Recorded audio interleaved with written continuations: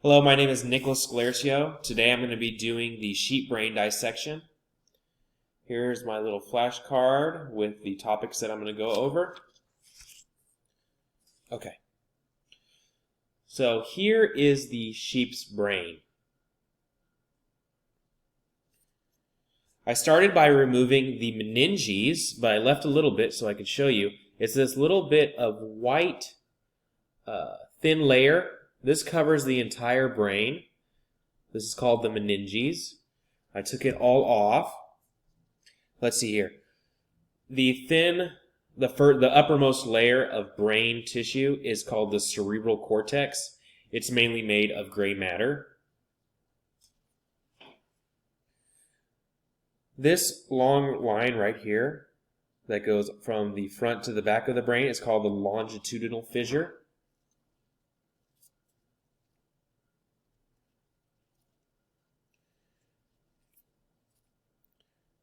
This one right here on the side is called the lateral fissure.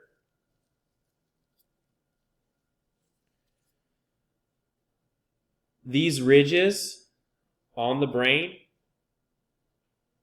these are called the gyrus. And beneath each gyrus, there is a shallow indentation. That is called the sulcus, or sulci for plural. Now, the difference between a sulci and a fissure is that the fissure is a deep groove that actually separates the lobes of the brain, while the sulci are more shallow. All right, so we have the frontal cortex, or the frontal lobe, the parietals, the temporal, both sides, and then we have the occipital lobe. This little bulge on the back of the brain, that's the cerebellum. Okay, I cut the brain in half.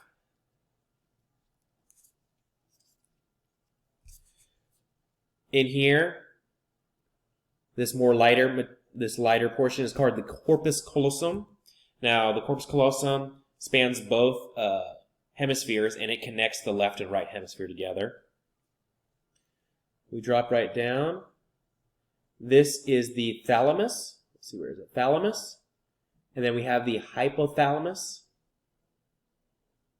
We have the midbrain. This little bulge right here, that's the pons. Then we have the medulla oblongata.